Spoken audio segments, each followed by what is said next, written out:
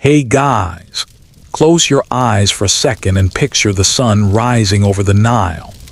The air is heavy with the scent of lotus blossoms, and somewhere, deep in a temple courtyard, incense smoke curls into the golden light. This isn't just any incense. It's not the kind you buy at a gift shop.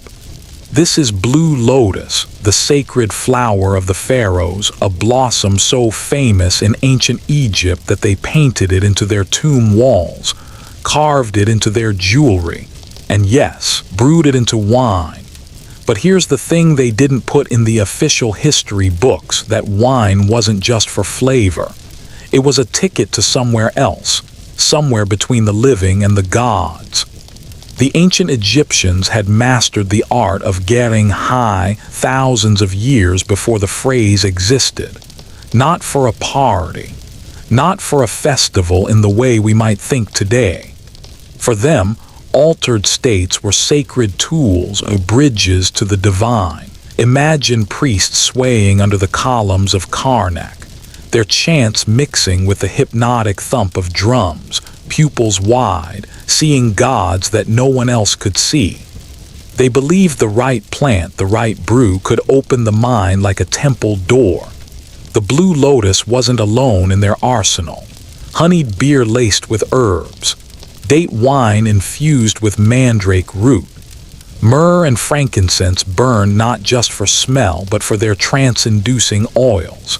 Even hashish, yes, cannabis may have found its way into certain rituals, hidden in cakes or smoke-filled chambers. Archaeologists have found traces in ancient braziers. Was it recreational? Not exactly. In their world, to see visions was to touch the gods, and in Egypt, that was the highest high you could get. But here's the wild part. The more the priests controlled these substances, the more regular people wanted them. You couldn't just walk into the marketplace and grab a bag of blue lotus petals. That was sacred stuff. It was guarded, rationed, tied to temple power. So what happens when you tell humans they can't have something? They get creative. There are records of farmers brewing temple wine in secret, imitating the priestly recipes.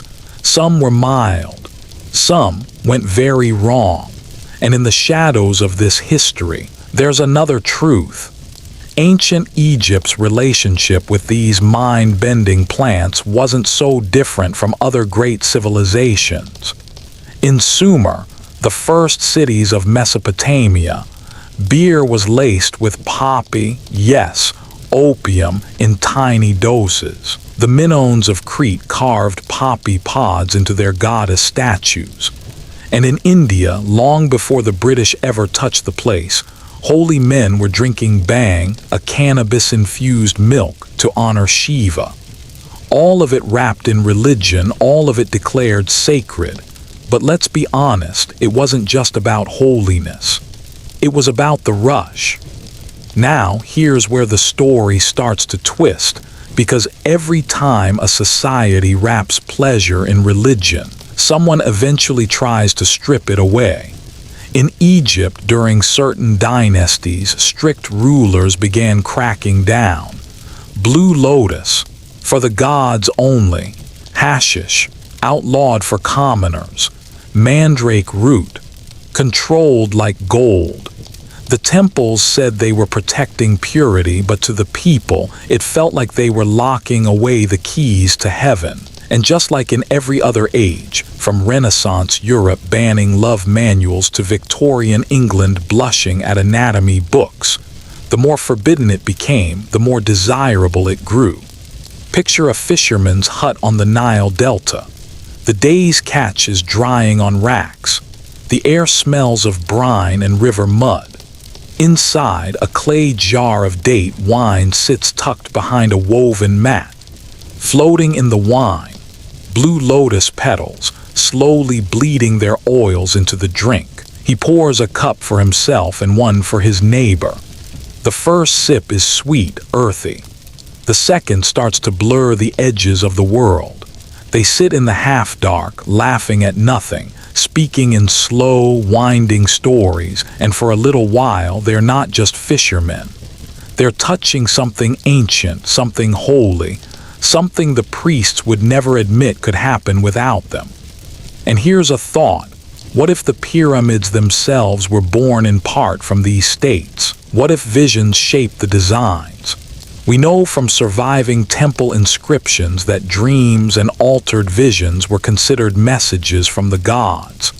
A builder, high on temple wine, sees the sun strike the desert in a certain way, and that image becomes the slope of a pyramid wall. We'll never prove it, but it's tempting to imagine. Of course, not all highs were gentle. Mandrake could knock you into a near-death sleep. Too much opium-laced beer could leave you sick for days. And some rituals weren't about bliss at all, they were about pain. In certain funerary rites, mourners inhaled heavy incense until they cried and trembled, convinced they were feeling the presence of the dead. Pleasure and pain intertwined. The point is, when we think about ancient Egypt, we think gold masks, stone statues, desert suns. But under all that, there was another world, a hidden, breathing, intoxicating undercurrent. One where plants were passwords, where wine was a key, where the line between medicine and magic blurred until it vanished.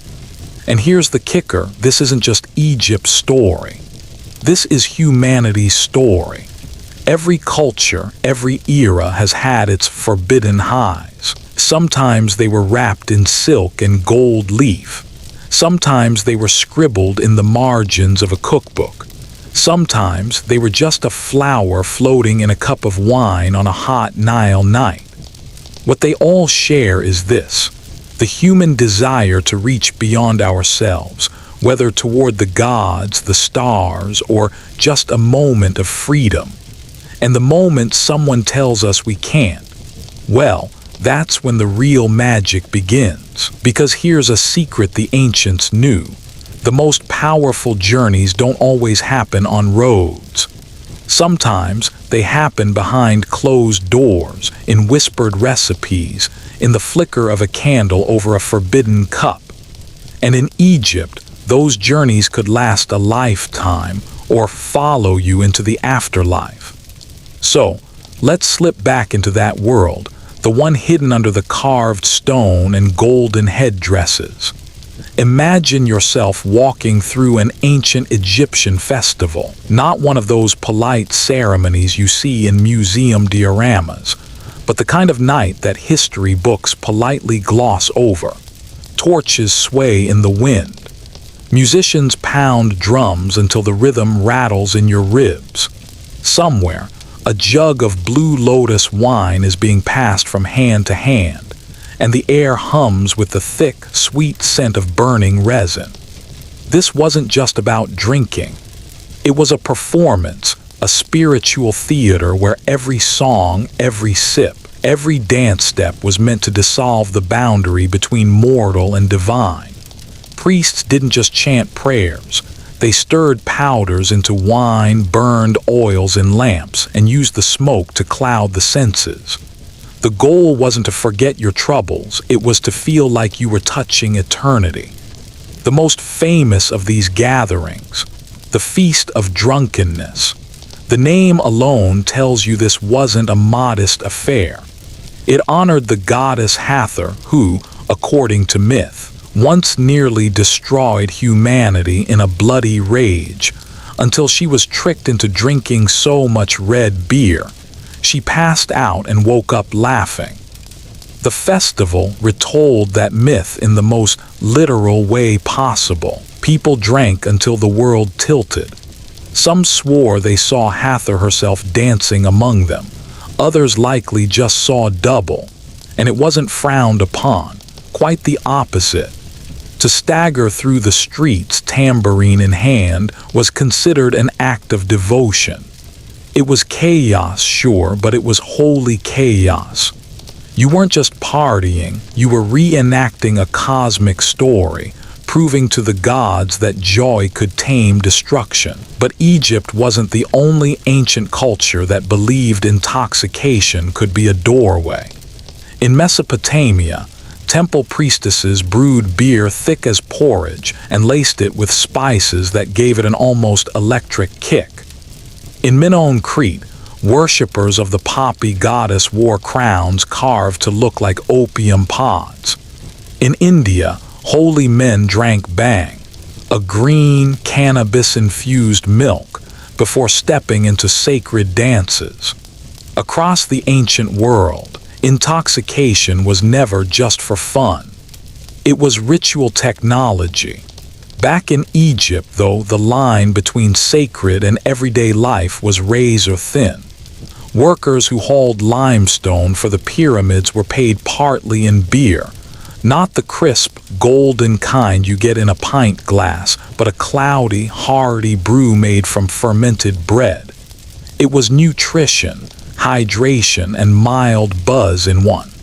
And during festivals, those same workers might drink a special batch spiked with herbs or dates, transforming an ordinary buzz into something otherworldly. We've even found evidence, traces of plant alkaloids in ancient cups and residue in ceremonial jars that suggest the Egyptians experimented with combinations. Blue lotus mixed with mandrake for dreams, beer laced with honey and poppy for deep calm. And who knows how many recipes are lost forever, whispered only in temple kitchens and taken to the grave. Of course, not everyone approved. There were periods in Egyptian history when rulers tried to crack down on these substances. Some banned certain herbs for anyone outside the priesthood. Others restricted festivals, claiming moral decay. But human nature doesn't change. Just like banned books in the Renaissance or underground jazz clubs in Prohibition-era America, the forbidden only became more alluring. In back alleys of Thebes, in farmhouses along the Nile, people brewed in secret. The ingredients might have been humbler, a handful of petals, a pinch of resin, a jug of rough beer, but the intent was the same: to step outside the ordinary, even if just for an evening. And sometimes those evenings left marks, a strange vision that lingered for days, a dream that felt like a prophecy, an idea that seemed to come from nowhere like a pyramid blueprint drawn in the sand. Was it divine inspiration or just the side effect of a heady mix? For the ancients, the difference didn't matter. Because here's the truth, these mind-altering rituals weren't about escaping reality. They were about shaping it. A farmer might drink lotus wine to bless the harvest. A grieving widow might burn herbs to speak to her husband's spirit. A young priest might inhale incense until he swore he heard the voice of Ra. Every high was a kind of prayer. And maybe that's the part we've forgotten today, that altered states can be more than a thrill. In ancient Egypt, they were woven into the fabric of belief, politics, and daily survival. They could crown a king, heal a heart, or spark a vision that would outlast empires. And the deeper we dig into their world, the more we see that Egypt's secret highs weren't just about flowers in wine or herbs in beer. They were about power, who controlled it, who resisted it, and how, for a few stolen hours, anyone could taste the divine. Picture the heart of Thebes at midnight.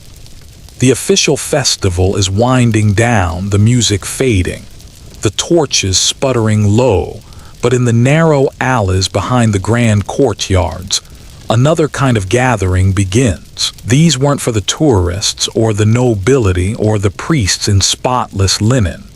These were for initiates, for the ones trusted with the temple's most potent secrets. A curtain of woven reed mats hides the entrance. Inside, the air is thick with incense so heavy it clings to your skin. A circle of low tables holds bowls filled with dark paste, cups of amber liquid, and bundles of dried plants tied with palm fiber. At the center, a priest, or perhaps something more like a sorcerer, chants in a voice that seems older than the walls themselves. This is where the Egyptians explored their strongest brews and their most dangerous visions. Blue lotus was gentle, poppy resin was not. When mixed into wine or dissolved in honey, it didn't just make the edges of the world shimmer, it could pull you straight into the underworld and back. Mandrake root, shaped like a human figure, was treated as both medicine and magic. It was said to bring vivid dreams, but also madness if taken in too large a dose. The priests knew the balance. The common people, not always. Some of these rites weren't meant for celebration at all. They were for prophecy. Imagine a priestess, eyes half closed, her fingers tracing shapes in the dust as she speaks in riddles, claiming to see next year's flood, the next king, or the death of an enemy general. Sometimes she was right. Sometimes the visions were wild nonsense. But in a world where the gods spoke through symbols, even nonsense could be interpreted into destiny. And then there were the shadow rites, the kind that never appeared in official temple records. Whispers tell of potions brewed to bind a lover's heart, to poison a rival, or to give courage before battle. Soldiers drank strong beer laced with wild herbs before marching into Nubia. Assassins chewed bitter roots to steady their hands and numb their fear. The same plant that could heal could also kill. It all depended on who held the recipe. We know about some of these practices because of what was left behind. Ancient residue on ceremonial cups, poppy-shaped amulets tucked into burials, murals showing scenes of banquet revelers whose eyes look just a little too glazed. And then there are the more mysterious finds, sealed jars buried beneath temple floors, their contents reduced to dust but still smelling faintly sweet, like something halfway between spice and decay. The thing is, Egypt wasn't unique in this dance between the sacred and the intoxicating. Across the Mediterranean, other cultures had their own secret highs. The Greeks had their kykeon, a barley drink, possibly laced with ergot, that drove the famous visions at the Eleusinian mysteries. The Scythians threw hemp seeds onto hot stones and inhaled the smoke until they fell into fits of laughter. In the mountains of Anatolia, tribes hunted bees whose honey was laced with natural toxins, a golden syrup that could heal in small doses and kill in larger ones. But Egypt's genius was in control. Their intoxicants weren't chaotic free-for-alls, they were structured, wrapped in ritual, timed with the turning of the seasons and the rising of the stars. Even the so-called wild festivals had a framework.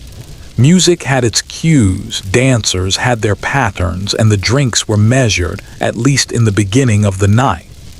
Of course, the ruling class understood the political power of these substances. Keep the people happy, keep them fed, give them beer and music and a few glimpses of the divine, and unrest stayed low. A well-timed festival could soothe anger at taxes, at wars, at the endless labor of building monuments. For a night, everyone, peasant, merchant, scribe, soldier, could dance under the same moon, cup in hand, and forget the weight of the sun. But what fascinates me most is how personal these rituals could become. A widow drinking alone before whispering her husband's name into the dark. A young scribe nibbling a petal before sitting down to write a hymn he hoped would make him famous. A priest mixing herbs not for ceremony, but to dream of a future he wasn't sure he'd live to see. These moments weren't recorded on temple walls, but they were just as real. And maybe that's the real magic of ancient Egyptian intoxication. Not the grand festivals or the sanctioned rites, but the quiet, private acts.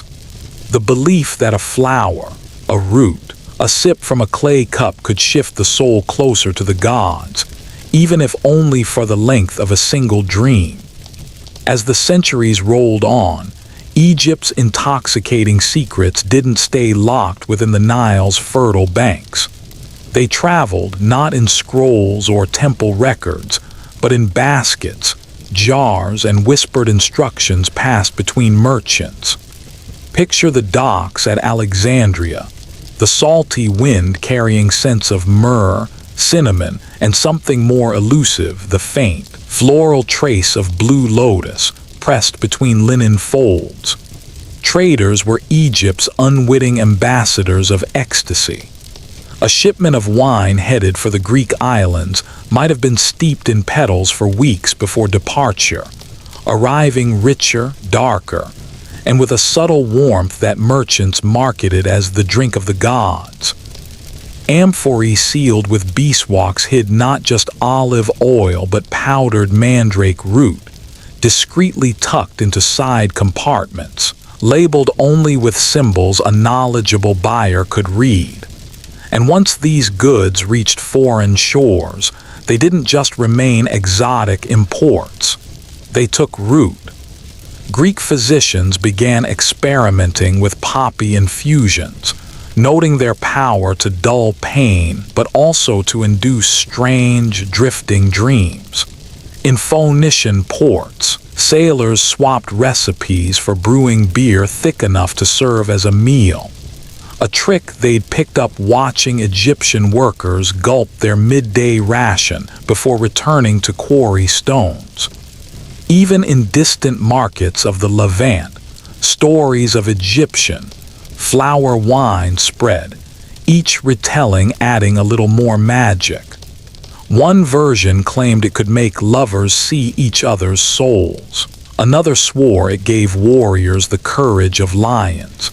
And in some shadowy corners, the reputation was darker, that the same flower could be used in potions to cloud judgment, to make enemies pliable, to lure the unsuspecting into a trap. Smugglers thrived in this trade. Egypt's rulers tried to regulate exports of certain plants, fearing they might lose their monopoly on sacred rites. But where there's demand, there's always a man with a fast boat and no questions. These smugglers navigated the coastline at night, their cargo wrapped in tarred cloth, their pockets lined with bribes for any watchman who got curious. Not all of it was purely commerce. Some items moved like contraband for the soul, smuggled not for profit but for devotion. A Greek initiate returning from a pilgrimage might risk everything to bring home a vial of Egyptian oil infused with blue lotus, meant only for use in a secret temple ceremony. A merchant's wife might hide a packet of dried poppy under her skirts, meant for a midwife who swore it eased childbirth and brought prophetic dreams in the same night. And here's where it gets fascinating. As these substances spread, so did the stories. In Cyprus, the blue lotus became a symbol not just of rebirth but of erotic renewal. In Sicily, mandrake roots were planted in gardens under moonlight, said to attract prosperity to the household. By the time these tales reached Iberia, the plants themselves were almost secondary.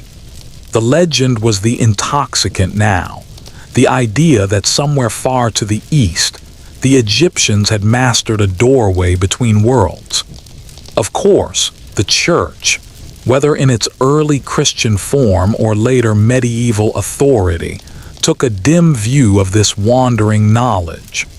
What the Egyptians saw as communion with the divine, the church labeled temptation, heresy, or outright witchcraft. By the Middle Ages, possession of certain herbal concoctions could earn you a trial, not a toast. But that's much later in our story. For now, in the ancient world, Egypt's intoxicants were like whispers in the wind, impossible to pin down, impossible to stop. They traveled with caravans across the Sinai, in camel saddlebags through the Arabian deserts, and in the holds of ships bound for Rome. And with each mile they picked up new meanings, new rituals, new dangers. Because once you've tasted something that changes how you see the world, whether it's a petal in wine, a root in honey, or a handful of seeds thrown on hot stones, you can't unknow it. And you certainly can't keep it contained. By the time Egypt's intoxicating flowers and brews reached the marble courtyards of Greece, they were no longer simply imports. They were mysteries. The Greeks didn't just drink, they ritualized, and nothing embodied this more than the secretive rites of the Eleusinian mysteries. On the surface, these were religious ceremonies in honor of Demeter and Persephone, goddess of the harvest and queen of the underworld. But in the shadows of torchlit processions, something else was brewing. Literally. Initiates drank a sacred potion called kykeon, a thick, grain-based beverage. Officially, it was blessed barley and mint, but travelers from Egypt whispered that the Greeks had borrowed more than just trade goods. They'd borrowed the Egyptian trick of infusing drinks with mind-bending plants. Whether it was ergot from barley, blue lotus from the Nile, or some blend only the priests knew, kykeon was said to open the mind's door. Participants reported visions, cosmic truths, and the unshakable feeling of stepping beyond death's veil and returning. Now imagine a Roman senator hearing about this. The empire was built on discipline, order, control. And yet, here were whispers of secret nights in Eleusis where the most powerful men and women in Greece, generals, poets, philosophers, gathered not for politics but for transformation. No wonder Rome adapted, and occasionally feared these rites. But the Romans had their own answer to Egypt's intoxicants, feasts in honor of Bacchus, god of wine. The Bacchanalia began as solemn rites, a handful of devotees in ivy wreaths pouring out libations. But Egypt's influence had a way of pushing boundaries. Soon, wine flowed like the Nile in flood season, spiced with herbs, flowers, and if you believed the rumors, foreign powders that made music sound sweeter and shadows dance at the edge of the torchlight. Roman poets claimed Bacchus could unbind the soul. Priests said it brought you closer to the gods. Senators muttered it loosened the tongue a little too much. And when word spread that men and women, slaves and nobles were all drinking together, singing together, sometimes disappearing into the dark gardens together, well, the Senate tried to shut it down. But here's the thing about ecstasy. Once people know it's possible, you can't legislate it out of existence. Ban the feasts and they move to private villas. Arrest the priests and the recipes slip into kitchen scrolls under medicinal wine. Egypt had planted the seed. That intoxication could be sacred. That altered states could be more than indulgence. Greece nurtured it into a philosophy. Rome, despite its moral posturing, mass-produced it in amphorae and shipped it across the empire. From Alexandria to Athens to the heart of the Forum, the idea spread. A drink, a petal, a draught could connect you to the divine, to each other, to something beyond the everyday grind of war, trade, and politics. And for those who tasted it, the world never looked quite the same again. By the time the Middle Ages rolled in, Europe had inherited not just the relics of Rome, but its thirst for ritualized indulgence. But in a world now dominated by the Christian Church, you couldn't just host a wild Bacchic feast without raising a few clerical eyebrows. So the people got creative. What once were open-air festivals to Bacchus or Dionysus became saints' days and holy fairs. The wine still flowed, the songs still climbed into the night air, but the toasts were now in honor of Saint Martin or Saint Vincent, conveniently both associated with vineyards. You can almost picture the sly grin of a medieval vintner, blessing his barrels before selling them to pilgrims for their spiritual health. But the intoxicants themselves evolved too. Egypt's blue lotus was a faraway luxury now, reserved for the rare spice merchant who could smuggle it in through Venetian ports. Instead, local herbs filled the gap. Monks in cloisters experimented with brewing not only beer and mead but herbal infusions that warmed the body and lifted the spirit, phrases vague enough to escape suspicion. Take wormwood, for example. Long before it found its way into absinthe, it was steeped into bitters that could settle the stomach, which, in practice, often left drinkers a little lighter in the head than intended. Then there was henbane, an unassuming plant with the ability to turn an ordinary night into a swirling dreamscape if you knew how to prepare it. And some monks definitely knew.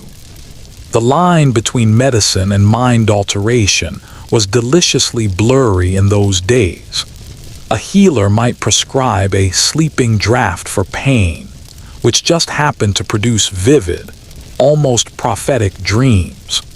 A traveling peddler might sell a love cordial infused with exotic resins, knowing full well it made the world seem warmer, voices sweeter, colors richer.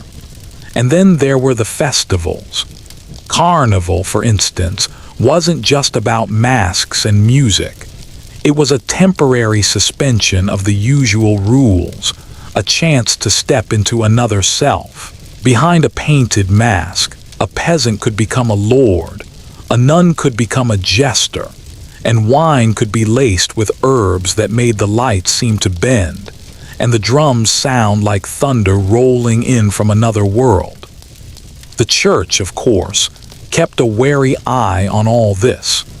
Public drunkenness could be forgiven as human weakness, but visions, especially visions outside sanctioned prayer, were dangerous territory. A woman claiming she saw angels after drinking a certain herbal wine might be blessed as a saint in one parish, and accused of witchcraft in another. And that's the tension that defined the medieval relationship with intoxication. It was both feared and sought after, both sinful and sacred. Too much of it in public and you risked damnation. But in the right place, with the right people, under the right cover of ritual, you could still taste the same dizzying connection to the divine that priests in Egypt and initiates in Greece had once known. The Middle Ages didn't kill the ancient art of getting high. It simply taught it to whisper. By the late Middle Ages, that whisper had turned into something darker, something that made priests twitch and magistrates reach for their ledgers. The same plants once brewed quietly in monasteries were now showing up in the hands of folk healers, midwives, and solitary women who knew far too much about what grew in the hedgerows. This was the age when the word witch could ruin a life. And here's the irony. Many of these so-called witches were simply carrying forward the ancient knowledge of herbs and brews, the same kind of knowledge Egyptian temple healers or Greek priestesses had guarded. But in a Europe gripped by plague, famine, and fear of the unknown, anything that blurred the senses or promised hidden power was a threat. Henbane, mandrake, belladonna, these were no longer just medicines. They became ingredients in whispered recipes for flying ointments and trance-inducing teas. In reality, they didn't make anyone sprout wings, but they could make you feel as if your body had left the ground entirely. Used in small amounts, They dulled pain and made childbirth easier. Used in certain combinations, they brought on visions so vivid they felt like prophecy. And prophecy was dangerous, because if a peasant woman saw a vision of the village priest in hell, or of a lord's crops failing, that wasn't just a dream, that was sedition. The Inquisition didn't care whether it was henbane or the Holy Spirit talking. If it didn't serve the church's narrative, it was heresy. This was also the period when love magic hit its peak. Old herbals contained recipes for powders that could be slipped into wine, charms to be sewn into clothing, or incense to be burned while muttering a name under the full moon. Was it all superstition? Maybe, but if you believed it worked, if you felt your heart race and your mind spark after drinking that rose cordial, then in a way it did work. The people who practiced these arts didn't think of themselves as rebels. Most saw their craft as part of the natural order, a continuation of traditions far older than the village church. They healed wounds, eased sorrow, and sometimes, just sometimes, gave someone a glimpse of a world beyond the fields and cobblestones. But to the authorities, those glimpses were cracks in the wall of control. And when fear mixed with power, the result was brutal. One knock at your door, one whispered accusation, one forgotten jar of dried leaves that smelled just a little too strange. That's all it took for the knowledge that had once been sacred to be branded as demonic.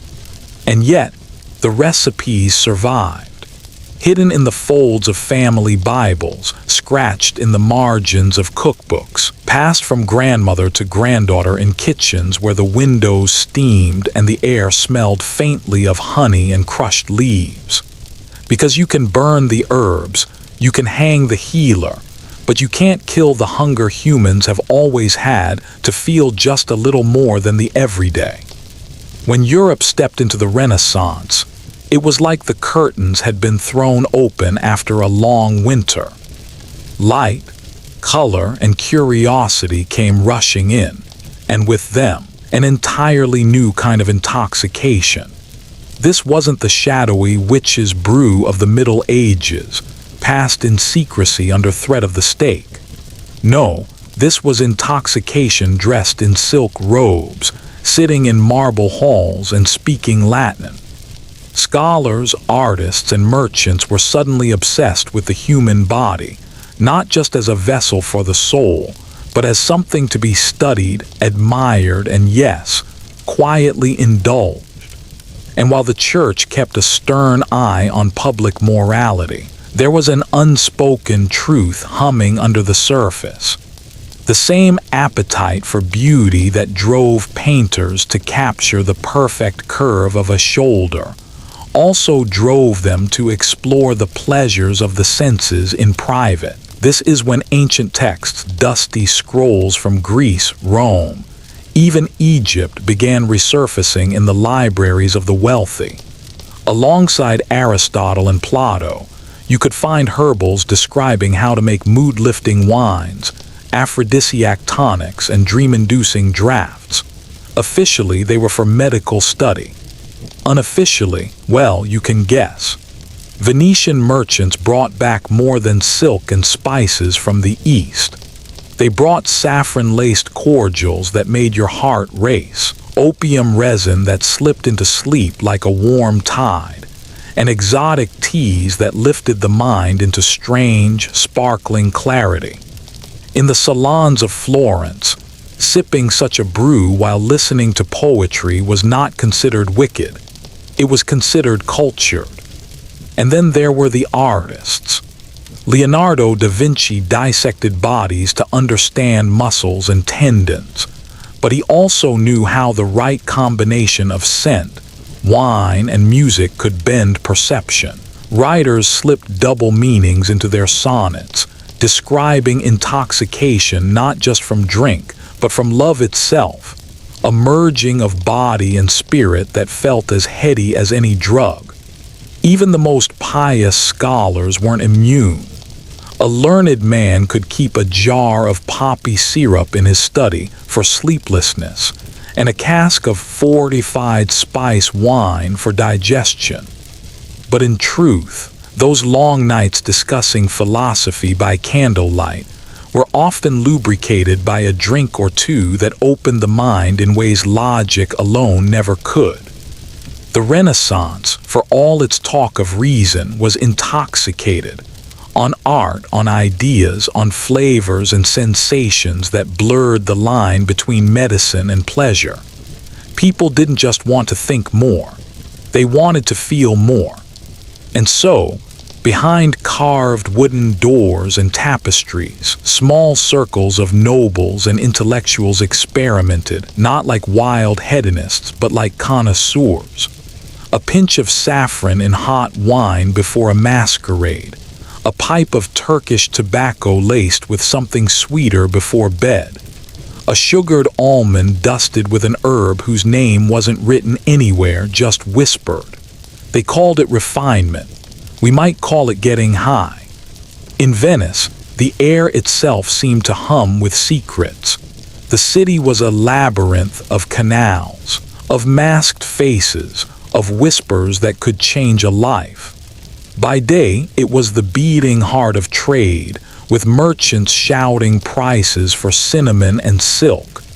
But by night, behind shuttered windows, another kind of commerce thrived. Printing presses, small and well hidden, clattered away in attics and back rooms. The official orders from the censors were clear. Theology, classical philosophy, state-approved histories. But the unofficial orders, the ones that came with gold coins slid quietly across a counter, were far more interesting. These secret presses produced slim books bound in leather, pages inked not with sermons but with pleasure. Some contained poetry so rich in double meanings that even a priest could read them without blushing. Unless, of course, he understood the coded metaphors. Others were less coy, illustrated guides to intimacy, complete with exotic remedies said to inflame the blood or calm the mind. One page might describe the proper temperature of a bath infused with rose oil and powdered cinnamon. The next might hint at herbs the ancient Egyptians once used to open the gates of dreams. These were not mass-produced indulgences. They were luxury items, made for wealthy patrons who could afford to keep a locked cabinet in their study, a hidden compartment behind their wine rack, or a false-bottomed chest at the foot of their bed. The bindings might be embossed with titles like On the Health of the Soul or The History of Herbs, harmless enough, until you opened them and found recipes for honeyed poppy syrup, saffron cordials, and mulled wines so potent they could soften the sharpest grief. Venice's position as a gateway between East and West meant these books were not just European fantasies. They contained fragments of Arabic love poetry, Chinese tea rituals, Indian spice infusions, and, whispered most quietly, the legendary lotus elixirs of ancient Egypt, the same blue petals that temple dancers once steeped in wine to blur the line between worship and ecstasy. To the authorities, this was dangerous material, not because it would topple governments, but because it promised something harder to control: private joy. In an age when pleasure was meant to be rationed and desire disciplined, these books said the opposite. They taught that the mind and body could be moved, opened, transformed with ink, with words, with just the right sip from the right cup. And for many, that was worth the risk. If you stepped into certain back rooms in Renaissance Europe, the ones lit by a single oil lamp, thick with the scent of cloves and burning resin, you'd find another layer to this hidden world. Here, among jars of dried petals and vials of amber liquid, artisans worked like alchemists, crafting blends that were part drink, part drug, part whispered invitation.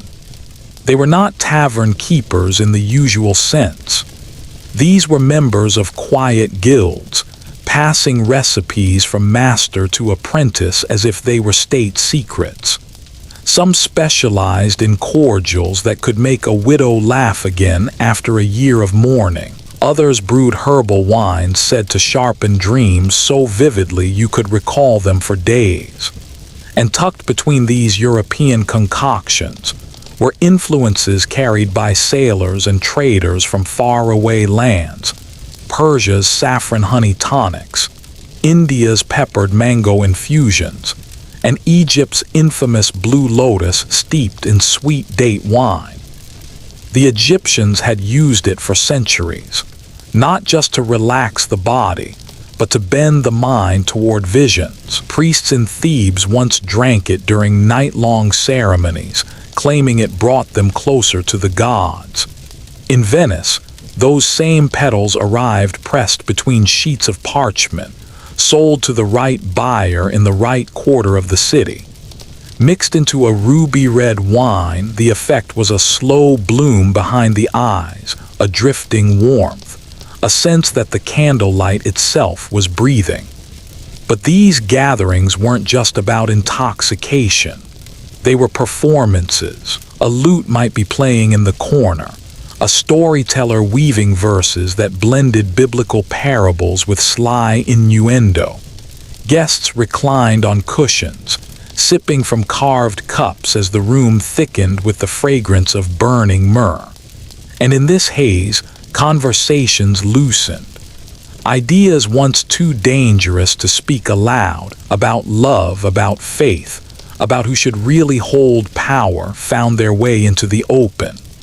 Of course, the church would have called it corruption. The magistrates would have called it sedition. But to those inside, it felt like something else entirely, freedom in liquid form. These nights left no official record, only faint traces, a scribbled note in the margin of a love manual, a recipe hidden inside a herbal remedy book, a poem that makes more sense when you know what was in the poet's cup. And as with the forbidden books, the danger wasn't in the objects themselves. It was in the way they made people think, feel, and imagine. Because in the right company, under the right light, even a sip could be an act of rebellion.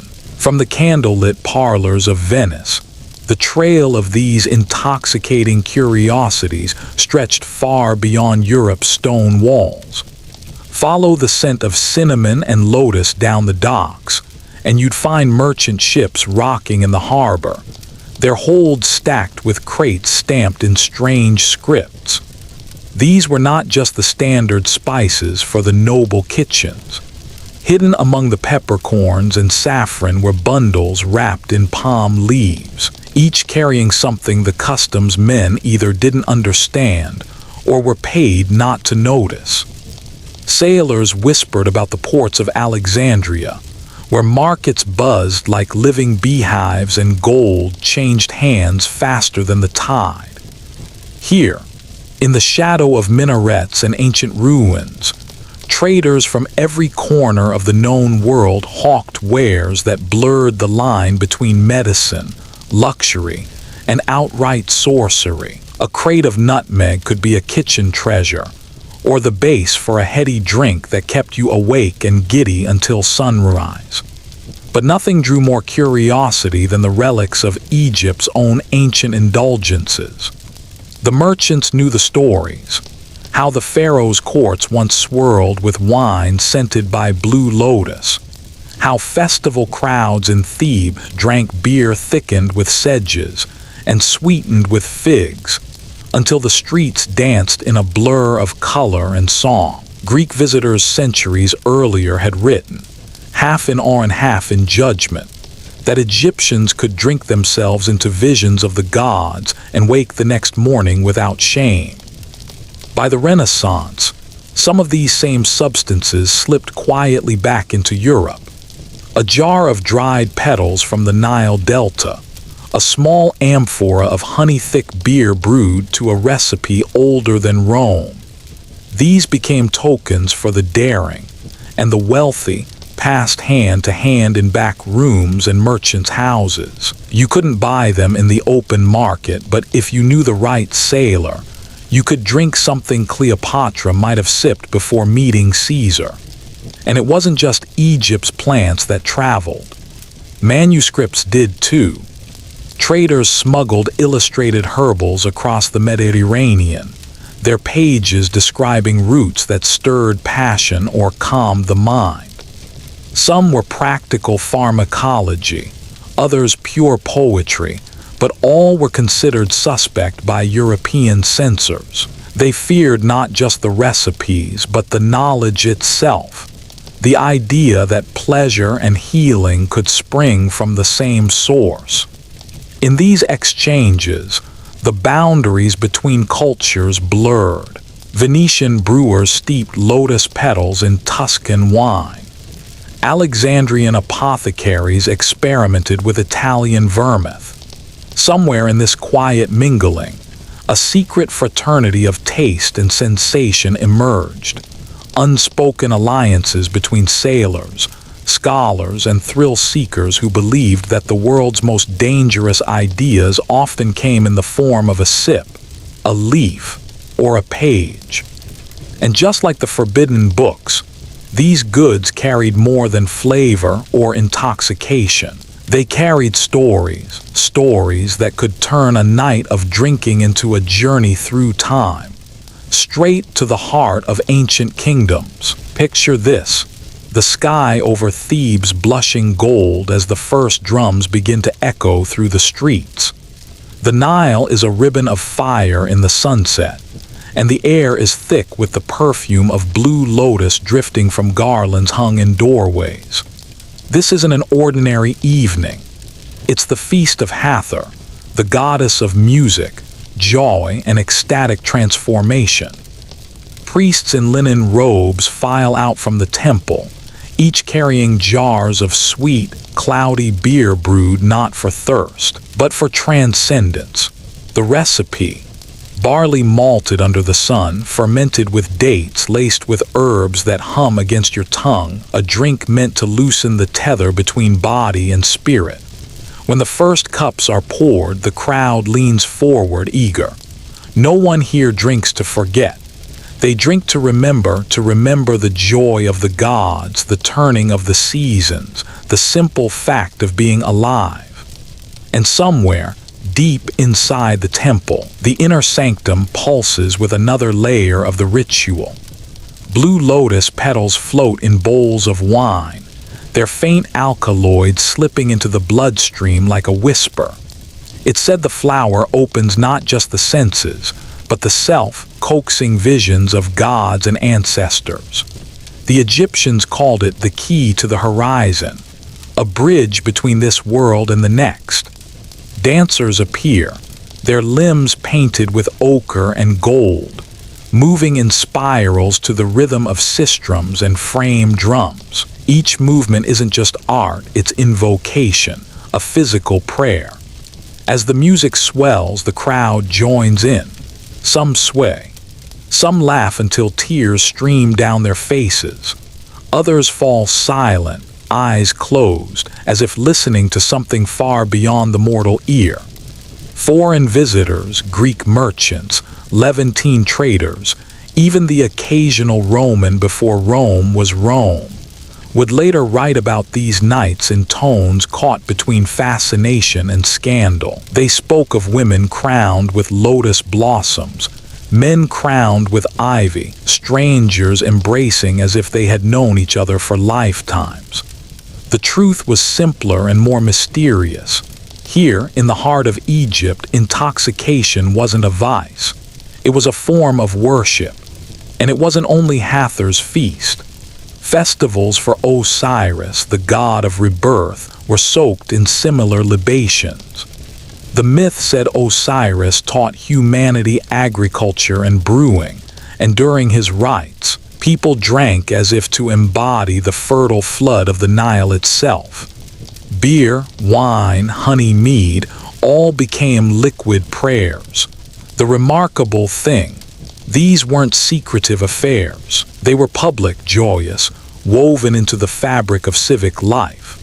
The same elders who argued politics in the marketplace by day might be found at night, swaying beside a potter or a fisherman, cups in hand, singing the same refrains. Class melted, rank dissolved. For a few hours, everyone belonged to the same kingdom, one ruled not by a pharaoh, but by music, drink, and the shimmering presence of the divine. And yet, as centuries passed and foreign empires claimed Egypt, the meaning of these rituals began to shift. Some were tamed for tourists of the ancient world. Others went underground, remembered only in whispered songs and faded murals. But their heartbeat never stopped. Because once a culture learns to meet its gods in the warm blur between sobriety and dream, it never truly forgets the way back. When the Greeks first set foot on Egyptian soil, they came chasing trade, knowledge, and the shimmer of a civilization already ancient.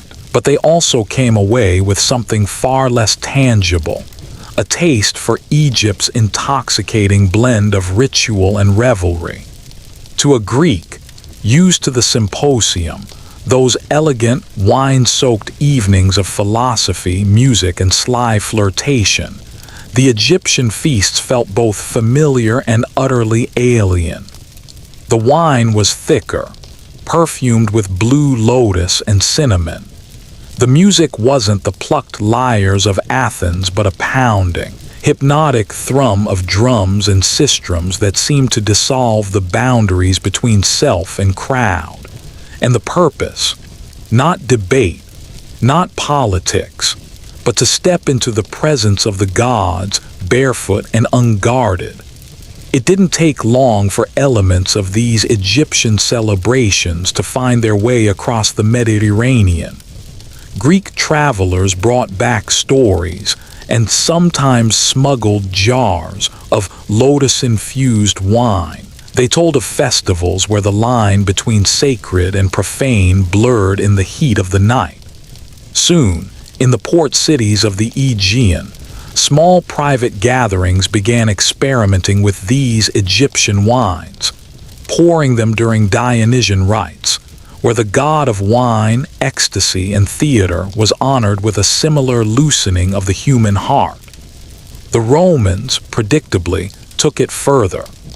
Rome absorbed Egypt not just through conquest, but through appetite. Roman banquets, already notorious for indulgence, now featured imported Egyptian spices, perfumed oils, and yes, that fabled lotus wine. But while the Egyptians framed intoxication as a bridge to the divine, the Romans often treated it as an arena for spectacle. What in Egypt had been a spiritual trance could, in Rome, become a calculated performance. Senators reclining on ivory couches, slaves fanning them as musicians played foreign melodies to impress jaded guests. Yet, beneath the layers of political theater, the old magic still flickered. In certain private circles, among poets, mystics, and women of influence, these Egyptian practices kept their original spirit. Imagine a villa garden at midnight, torches burning low, guests crowned with ivy and lotus, someone reciting verses of Catullus while others pass a clay jug heavy with the scent of flowers. It's a quiet rebellion against the rigid order of Roman life, a reminder that there are powers older than empire and pleasures deeper than conquest. And here's the fascinating thread. Wherever these practices traveled, they adapted to the local culture but never lost their core, the idea that altered states, when guided by ritual, could open a door to something greater than ourselves. Whether it was Hather's feast along the Nile, a Greek Dionysia, or a Roman convivium, the heartbeat was the same. Drink, music, movement, and the surrender of the self to something beyond the everyday. But Egypt's influence didn't stop at wine and feasts. There were other, more mysterious substances, roots, resins, and powders, each with its own story. Some were traded along the Silk Road. Some guarded so closely they never left the Nile Valley. And it's here, in the shadow of the temples, that we find the next chapter of this intoxicating history.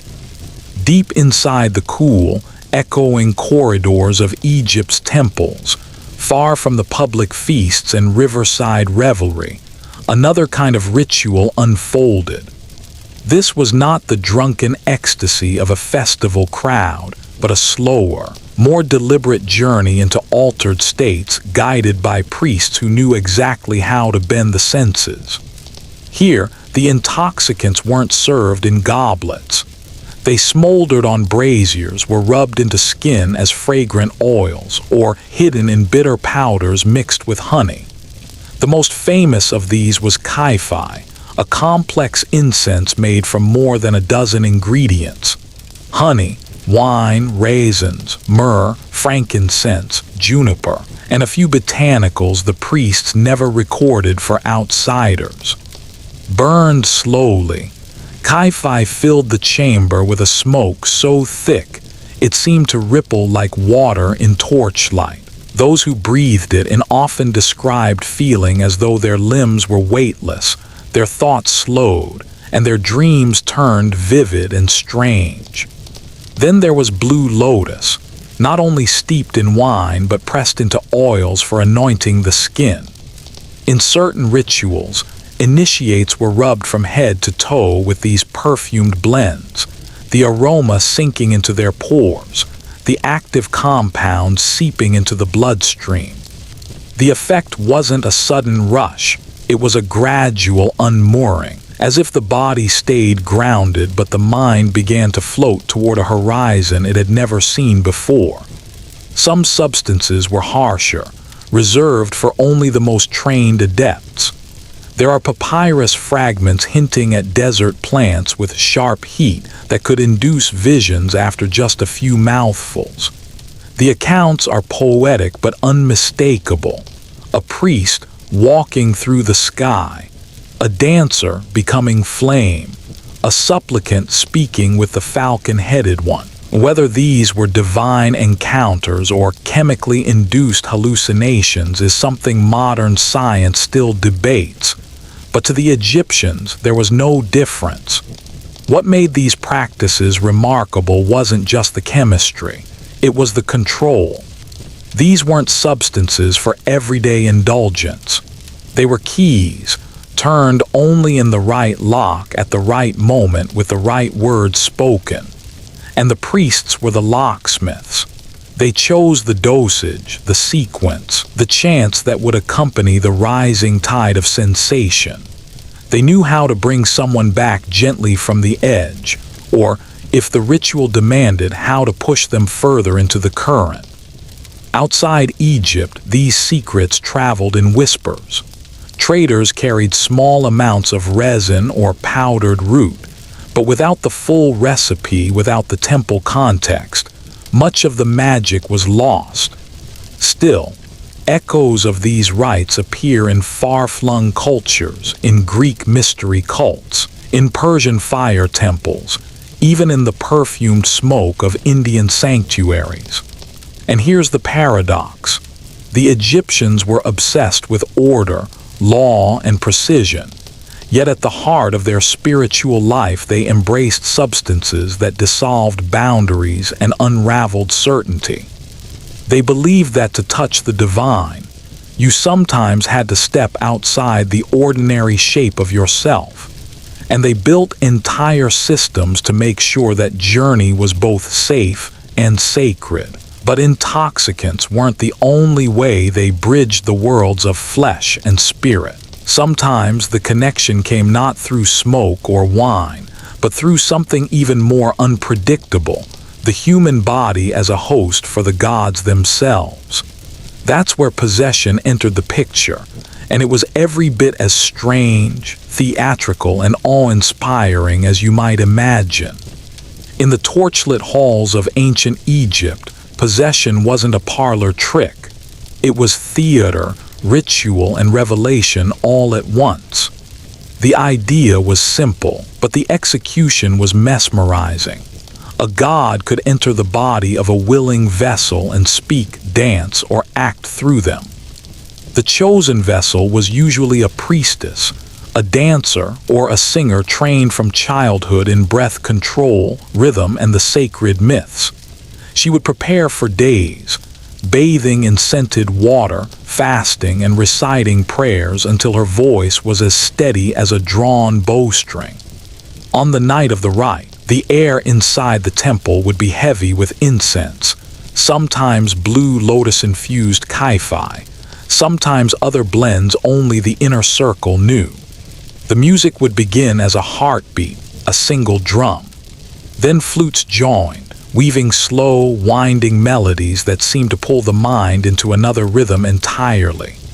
The priestess would sway, at first gently, then more urgently, her eyes unfocused, her lips murmuring words no one else could hear. And then, the moment everyone came for, she would lift her head, and when she spoke, the voice that emerged was not her own. Deeper, older, threaded with something unshakable. Sometimes the words were blessings, sometimes warnings, sometimes riddles that kept scribes busy for days. The crowd, nobles, petitioners, travelers would hang on every syllable. Not everyone believed it was truly the god speaking.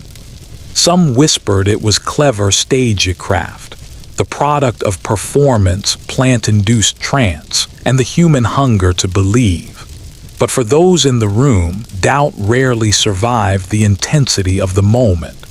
The smell of resin and flowers, the flicker of oil lamps on gold, the way her gaze seemed to pierce straight through you, it felt real. And that feeling was enough.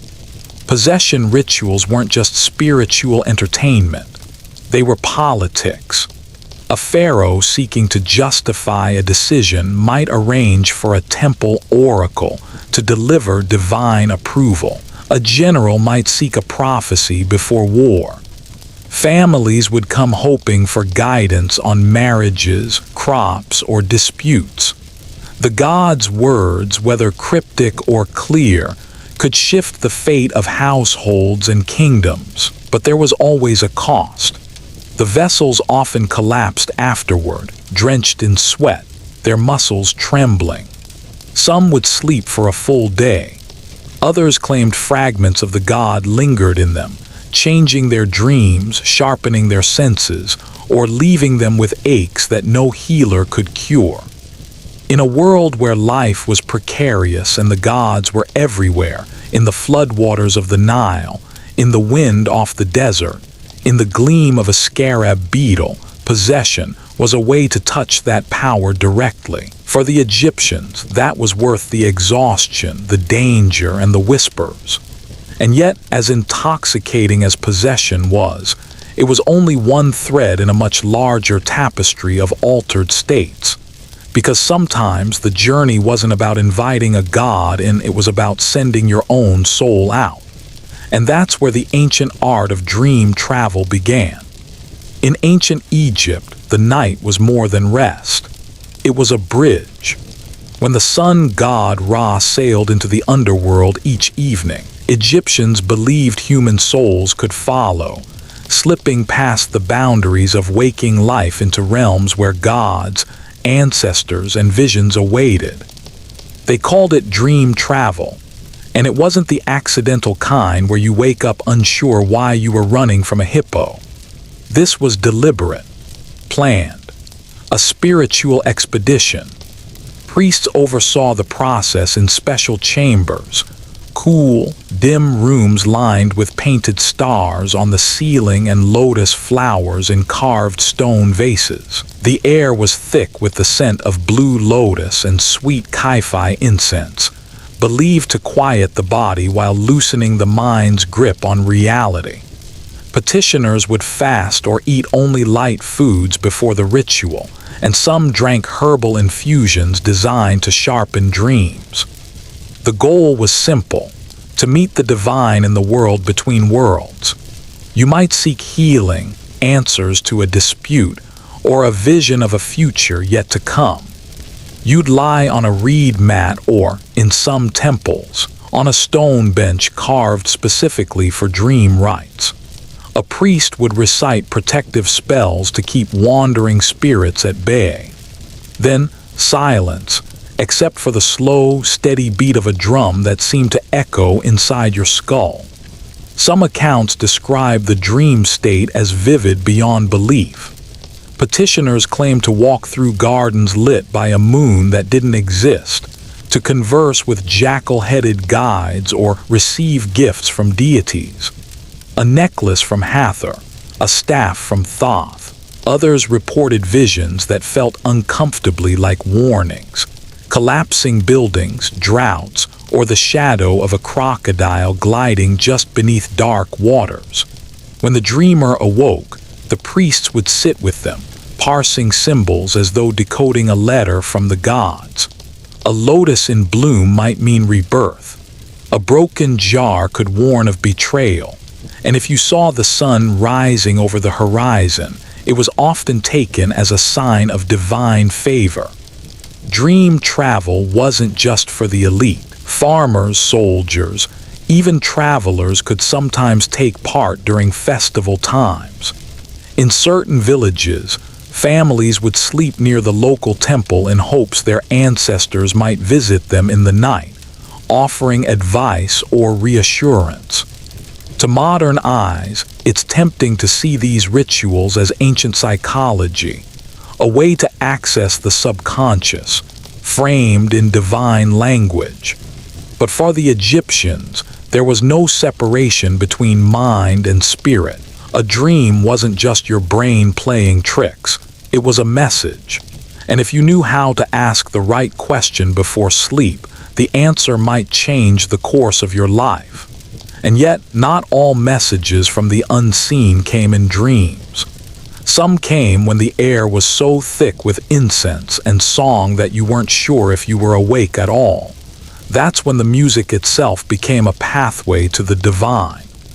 In ancient Egypt, music was more than entertainment. It was a vessel, a sacred tool that could carry a person out of the ordinary and into the current of the divine. Temples echoed with the deep hum of sistrums, the rattle of beads strung on bronze frames, and the soft thud of hand drums. These weren't random sounds. Each instrument was chosen for its spiritual weight. The sistrum, for example, was linked to Hathor, goddess of love and joy, and its jingling chime was believed to banish evil spirits. Picture the scene. A torch-lit chamber, smoke curling from bronze braziers, walls covered in painted eyes and protective spells. The priests, or sometimes priestesses, stand in a circle, swaying gently. The rhythm starts slow, the beat steady and low enough to echo in your chest. Flutes join in, weaving thin threads of sound that seem to slip between the beats, pulling the mind away from the here and now. Participants, whether nobles seeking blessings or commoners asking for healing, close their eyes. They breathe in the incense, feel the pulse of the drums, and let the rhythm take hold. Slowly, your heartbeat matches the music. Your breath deepens. The outside world begins to dissolve. This was no passive listening. The Egyptians believed that music could open the soul like a door. Certain sequences of notes, certain patterns of beats were thought to mirror the order of the cosmos itself. When performed correctly, the sound aligned the listener with Mad, the universal balance. Sometimes, the music was paired with substances meant to heighten sensation. Wine infused with blue lotus, or honeyed beer mixed with mild psychoactive herbs. Not enough to overwhelm, but enough to tilt the senses so that the music didn't just wash over you, it filled you. Those in the deepest states described visions: a river of gold flowing beneath their feet, a falcon's shadow passing overhead, or the face of a god so close it felt like breathing the same air. For healers, these moments were critical. The altered state allowed them to see illness as dark shapes in the body, to pull it out with spells and gestures. When the music slowed, when the last note shivered into silence, the air would feel different, heavier, charged. People would emerge from the trance with tears in their eyes or smiles that seemed to come from somewhere far beyond themselves. To us, it might seem like art. To them, it was a key, one that unlocked places no map could mark. And in Egypt, as in so many ancient cultures, those keys were guarded carefully, passed from master to apprentice, always in rhythm, always in balance. But rhythm was only one path. The Egyptians also understood another truth. Sometimes, to cross into the realm of gods, you didn't need music at all. You needed light, or rather the absence of it. The ancient Egyptians knew that if music could open one kind of door, silence could open another. And not just silence, but the kind of darkness so deep it feels like you're floating in the belly of the earth. In some temples, far from the busy courtyards where incense curled in the morning sun, there were hidden chambers carved deep into stone. No windows, no torches, just a cool, airless blackness that swallowed sound and sense. Priests called these rooms of becoming. To outsiders, they were mysterious, maybe even frightening. To initiates, they were places where the self could dissolve. Before entering, the participant would often fast or drink a special infusion, sometimes blue lotus steeped in wine, sometimes a mixture of herbs known only to temple healers. The goal wasn't intoxication, it was preparation. Your body had to be made ready, your senses tuned to the edge of something bigger than you. Then the door would close, and with it, the world would vanish. At first, you'd hear your own breath too loud, almost frantic. Your heartbeat would thud in your ears. Time would stretch until minutes felt like hours. In that perfect absence of light, the mind began to paint. Patterns would emerge behind your closed eyes, gold spirals, shifting blue shapes, faces you thought you'd forgotten. The Egyptians believed these were not hallucinations but visions, glimpses of the Jewet, the realm of spirits and gods. In that darkness, a person might feel as if they were sinking into the primordial waters from which creation was born. The myth said that before the world existed, there was only none, the endless black ocean. These chambers, the priests whispered, were none in miniature, a place where you could die symbolically and be reborn under the gods' gaze. After hours, or sometimes an entire night, the door would open, and sunlight would spill in like liquid fire. Many would stagger out, blinking, transformed. Some claimed they heard the voices of ancestors. Others said they saw the falcon-headed Horus reach out his hand. Whether those visions were divine or the product of sensory isolation didn't matter. What mattered was that the initiate felt different, as if they had touched something eternal. And here's the fascinating part. Modern science has studied sensory deprivation and found it can trigger vivid imagery, emotional breakthroughs, and even deep states of calm, the very things Egyptian priests described thousands of years ago. For them, it wasn't about proving anything. It was about experiencing the unseeable. And in a world where gods walked in murals and spoke through the wind in papyrus reeds, a little darkness could carry you straight into their presence. But the Egyptians didn't stop at music and shadow. Sometimes they combined every sense. sound, sight, taste, and even pain into one ritual meant to break a person open entirely. And that is where the line between the physical and the mystical starts to blur. Now imagine this: you're standing in the courtyard of a great Egyptian temple at dusk. The air is thick with incense, sweet and smoky, drifting from bronze burners shaped like lotus blossoms. Somewhere in the shadows, drums begin to beat, slow at first, then building, a heartbeat for the whole crowd. The smell of wine laced with herbs lingers in the air, carried in painted jars. You know you're about to step into something you can't undo. The priests call it a crossing. It isn't just a ceremony. It's a sensory storm. The moment you enter the temple's inner sanctum, you're swallowed by dim light and the flicker of oil lamps bouncing off gilded walls. Chanting starts, deep voices that seem to come from the stone itself, layered with high, trembling notes from temple singers. The sound doesn't just fill your ears, it vibrates in your chest, rattles in your bones.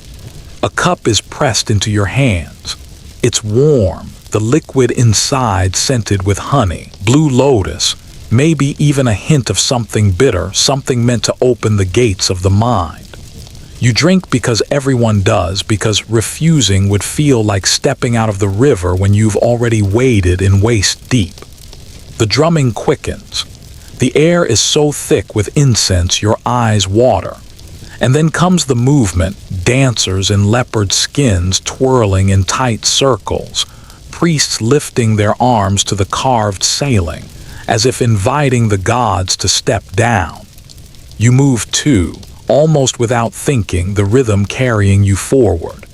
Sometimes the crossing was gentle, a slow build to trance, a tearful release, a whispered blessing.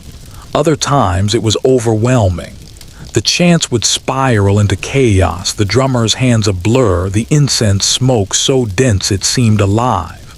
The heat of torches pressed against your skin, your heartbeat racing to match the pounding rhythm.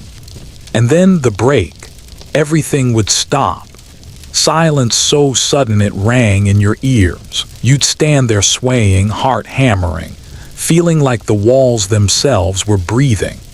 The priests believed this moment, that razor's edge between collapse and clarity, was when the gods could slip inside you, speak through you, move your limbs, lend you visions. Some came away from these rites claiming they'd been touched by Hathor's laughter or seen the judgment hall of Osiris. Others remembered little more than flashes. A golden eye watching, the taste of wine, the sound of their own voice shouting words they didn't understand. To us, it might sound like a mix of theater, chemistry, and hypnotic suggestion. But in ancient Egypt, it was devotion. They didn't separate the body's reaction from the soul's awakening.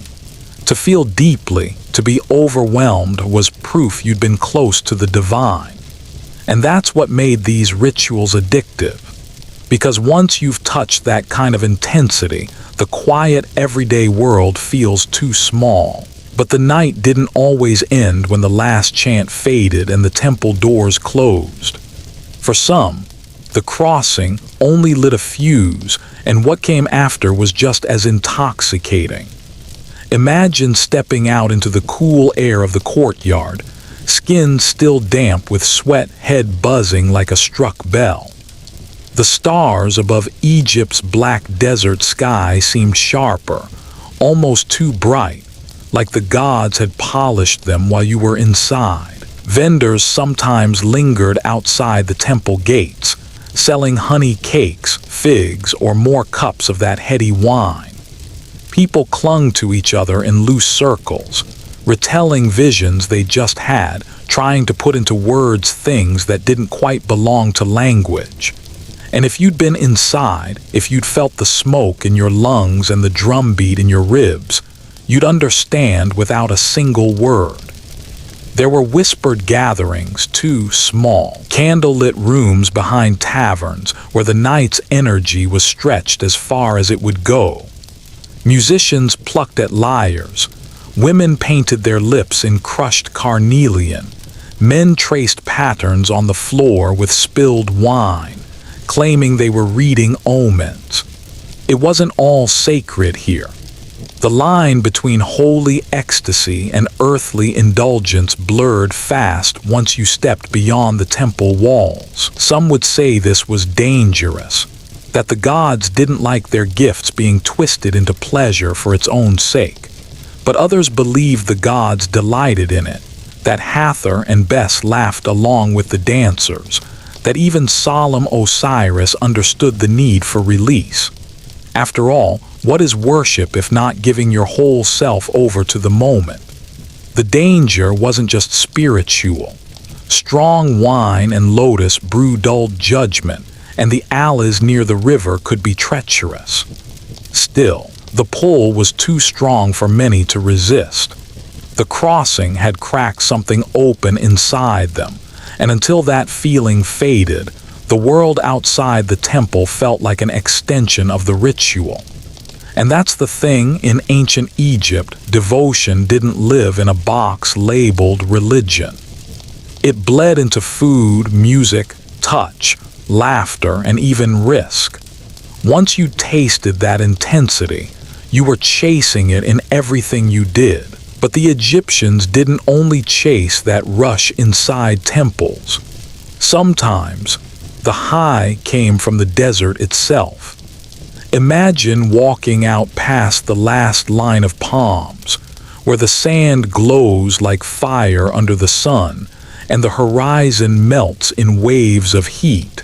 Out here, away from the river's steady heartbeat, the world feels untethered, like you've stepped into the space between life and death. Pilgrims came to these places on purpose. Sacred dunes, remote oases, rock-cut shrines, they were more than lonely landscapes. They were thresholds. The air shimmered, the wind sang against the stone, and the silence was so deep it felt like it could swallow you whole. And then came the plants. Travelers and mystics carried pouches of dried herbs, some familiar like mint or myrrh, others meant only for special moments. One of the most whispered about was a blend of crushed mandrake root and desert honey, rolled into little pellets and kept in clay jars. Bite into one and the bitterness came first, then the heat in your veins. The horizon seemed to stretch. The ground felt softer. The air itself seemed to hum. They would sit in circles under the stars, eyes half closed, letting the mixture take hold. The elders swore it helped visions come faster, the image of a god's face in the moon, a dream of a dead ancestor's voice in the wind. The younger ones just laughed too easily, sang too loudly, and felt the desert tilt gently under them. Some say these gatherings started as fertility rites. Others think they were about weather magic, calling the Nile flood, coaxing rain, keeping the winds kind for the boats. But maybe it was simpler. Maybe humans have always wanted a reason to gather, share something potent, and see the world shift around them. The desert didn't forgive weakness. Every trip into it was a gamble with thirst, heat, and the endless sky. But those who came back from these nights spoke of a strange renewal, as if the sand itself had scoured them clean. And maybe that's the real secret in a land where life clung to the river's edge. To wander out into the emptiness and return was its own kind of high. Not every high in ancient Egypt came from a cup, a root, or a puff of incense. Some came from pure sound, a tidal wave of rhythm and vibration that could lift you out of yourself without a single drop of wine or pinch of herb. Picture this: a festival night in Thebes. The moon hangs low and swollen over the Nile, its light sliding like liquid silver over the temple walls. Hundreds of people gather in the open courtyard, and the first drumbeat cracks through the night like a heartbeat amplified 1,000 times. Then another, and another. The drums are joined by the deep boom of sistrums, sacred rattles with bronze tongues that clatter in hypnotic patterns. Flutes begin to weave their high, reedy voices through the air, and somewhere a singer starts a wordless chant, her voice rising and falling like the river's own current. The sound doesn't just hit your ears, it crawls down your spine, sinks into your chest, makes your ribs vibrate. The dancers begin in slow, deliberate steps, their bare feet kissing the stone, hips swaying to a rhythm older than memory. Then, as the drums accelerate, the crowd's pulse matches the beat. The music climbs in speed and complexity until it becomes impossible to tell whether you're moving to it or it's moving through you. For the Egyptians, this wasn't just entertainment, it was a doorway. Music could lure the gods closer, carry prayers higher, or dissolve the boundary between the human and the divine. By the time the drumming reached its peak, the crowd would be laughing, shouting, spinning, eyes glazed in that half-dream where you forget where your body ends and the world begins. No incense, no wine, no plant, just rhythm and movement. And yet people stumbled away from those nights feeling dizzy, weightless, as if they'd stepped out of the waking world and back again. In Egypt, that was the point. The body could be the temple and music could be the offering that set it alight. Before sunrise, when the sky over the Nile was still a deep indigo and the stars clung stubbornly to the horizon, certain rituals began not with fire or music, but with water. This wasn't just any water. It was drawn from the river itself. The Nile in its sacred stretch, collected in jars before the sun could touch it. The priests called it the first mouth, the purest moment, when the river was said to whisper directly to the gods. Imagine standing on those worn stone steps leading into the river. The air is cool enough to raise goosebumps, the world still half asleep, save for the sound of water licking against the banks. A priest in linen robes dips a bronze pitcher into the dark surface, his hands steady, his eyes half closed in prayer. The jars are carried into a small courtyard lit by oil lamps, their flames shivering in the pre-dawn breeze. There, the water is poured into shallow basins lined with lotus petals, the scent of the flowers mixing with the faint mineral smell of the river. Participants kneel, cupping the cool water in their hands and anointing their faces, necks, and chests. But this isn't a simple wash. The water is infused with crushed blue lotus, powdered myrrh, and a thin stream of palm wine. The mixture tingles on the skin, seeps into the senses. As the priests chant, you feel a strange clarity creeping in, like your thoughts have been rinsed clean. The sounds of the waking city, distant shouts, donkey hooves, clatter of pottery fade until all you hear is the lap of the water and the low hum of voices. For the Egyptians, this wasn't hygiene. This was an awakening. The mixture of sacred water, plant essences, and wine was believed to open the spirit's eyes before the body's. Many swore that after the ritual, colors looked sharper, air felt richer, and their dreams later that night carried messages from the gods. It was a high born not from intoxication in the way we'd think of it, but from stepping, for just a moment, into a world where every drop of water was a bridge between you and eternity. By midday, when the temple stones had soaked up the sun and the air shimmered like liquid gold, another kind of ritual began, one you could taste. The priests called them offerings, but to those who partook, they were more than gifts to the gods. They were invitations. Flat bread still warm from the oven, their surface brushed with honey until it gleamed. Dates so ripe they split open with the lightest touch, revealing soft flesh sticky with sugar. And then there were the cakes, small, dense, perfumed with cinnamon, coriander, and something harder to name. That secret ingredient often came from the temple gardens, a powdered blend of blue lotus, wild hemp, and rare desert herbs. Mixed into the dough, it didn't shout its presence. It waited. You'd eat, perhaps with a cup of wine, and for a while nothing would happen. The heat would press against your skin. The hum of cicadas would grow louder, and the temple's painted columns would seem to lean in just slightly, like they were listening. Soon, you'd feel it, that gentle unmooring from the ordinary. Your limbs lighter, your breath slower, the chatter of your mind softened to a murmur.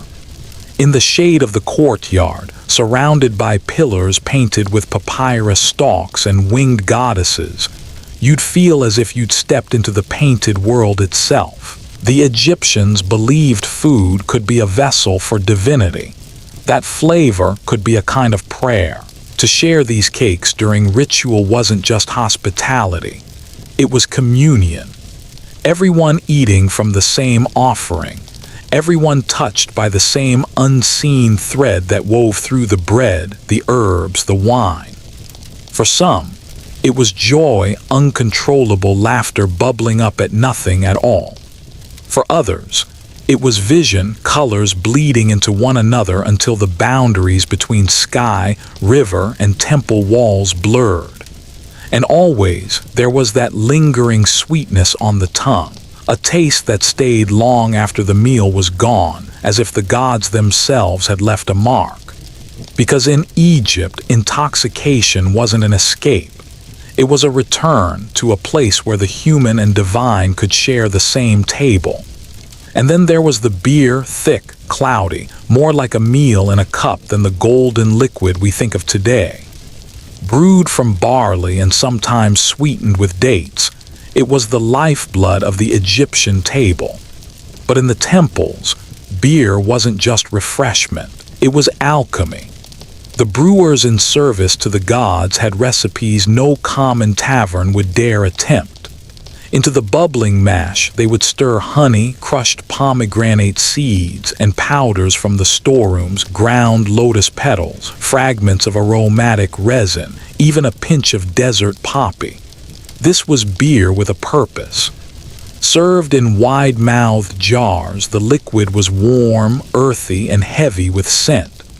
You'd drink, and at first it was just comfort, the soft buzz of alcohol, the sweetness on the back of your tongue. But as the sun dipped and the chanting began, the other ingredients would unfurl inside you. Your skin would prickle, your heart would beat in slow, deliberate thuds, and the air would feel thicker, almost touchable.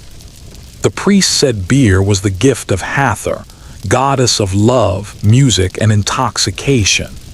She was the one who could turn chaos into joy and sorrow into dancing. In her honor, drinkers didn't just sip, they swayed, they sang. They clapped until their palms stung.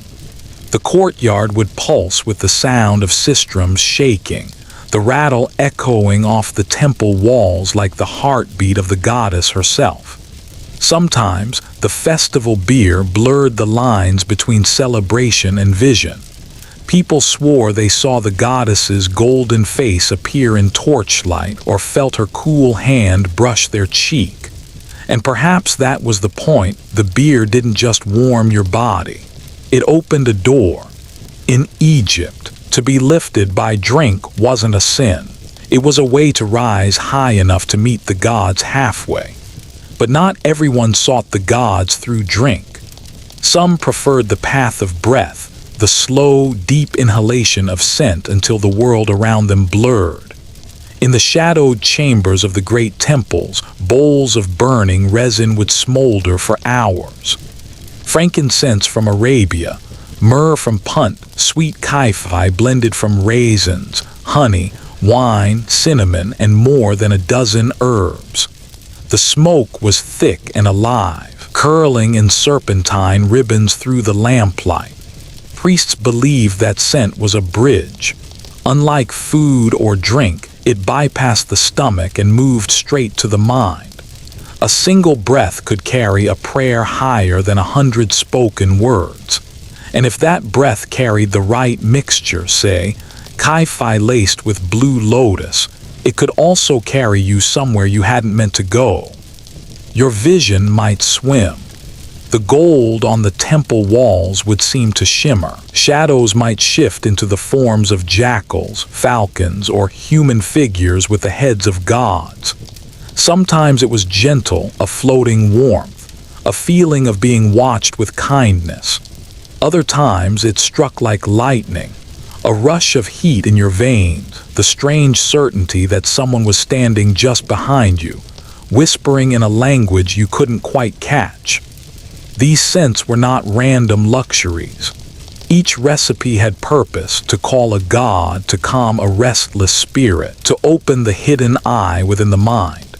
Inhaling them was not indulgence, it was devotion. And when the final embers cooled, leaving only a faint perfume in the air, you were left with that quiet, trembling question: had you truly been touched by the divine? Or had the smoke only stirred the visions already living inside you? To feed this hunger for scent and vision, Egypt reached far beyond its deserts. Caravans crawled across blistering dunes, ships hugged the coastline of the Red Sea, all chasing the rarest resins and blossoms the world could offer.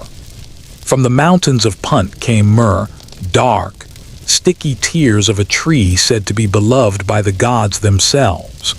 From distant Arabia flowed frankincense, its pale drops worth their weight in silver, burning with a brightness that could cut through the densest night air. Traders brought cinnamon and cassia from lands so far south they were more rumor than map, their scent like warm sunlight bottled in spice. And then there was the blue lotus, not just a flower but a key. Its petals were gathered at dawn, before the sun could steal their fragrance, and steeped in wine until the drink became a deep, hypnotic gold. The nobles called it the flower of the sun god's eye, opening with the day, closing with the night. For temple rites, these treasures were mixed with wine, oil, or honey, each recipe guarded like a royal secret. But they weren't just for the priests. Wealthy households burned their own blends during banquets, letting the smoke curl over guests while cups of lotus wine made laughter looser, songs sweeter, and secrets easier to spill. Every grain of spice, every droplet of resin carried with it the echo of a far-off land, a whisper that Egypt was the center of a web stretching across the known world.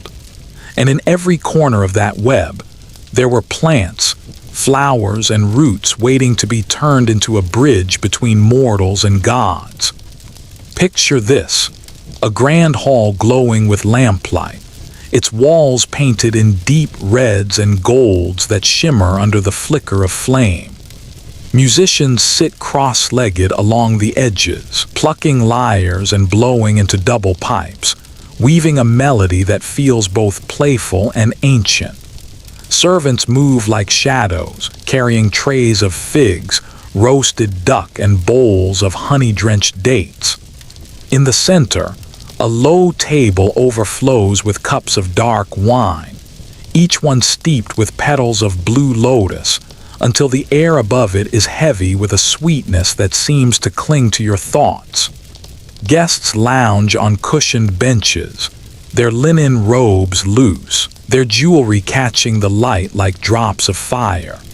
The conversation starts politely, news from the markets, rumors about the royal court, but as the night deepens, voices grow warmer, eyes linger longer. The lotus wine is doing its work. One noblewoman laughs at something whispered in her ear, tilting her head back just enough for the scent of her perfumed hair to spill into the air. A young scribe, cheeks flushed, quotes a line of love poetry so vivid it draws a sigh from across the room. And always the music keeps weaving, winding tighter around everyone's senses until it feels less like a banquet and more like a shared dream. The hall smells of smoke and flowers, roasted meat and sweet resin, a mixture so thick you could almost drink it. Somewhere in the haze, you realize you've lost track of time. You don't know if it's been an hour or a lifetime, and maybe that's the point in ancient Egypt. A night like this wasn't just about pleasure.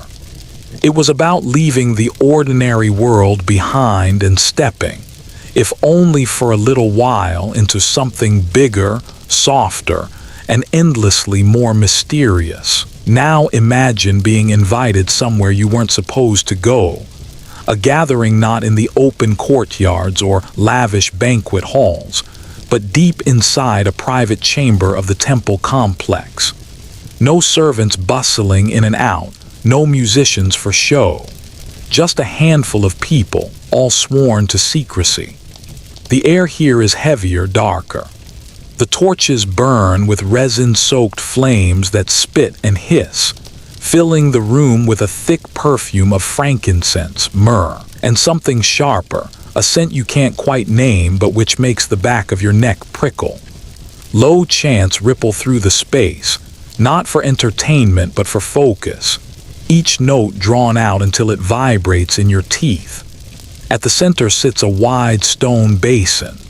Inside, a mixture swirls: dark wine, crushed blue lotus petals, ground poppy seeds, and herbs brought in from lands far beyond the Nile.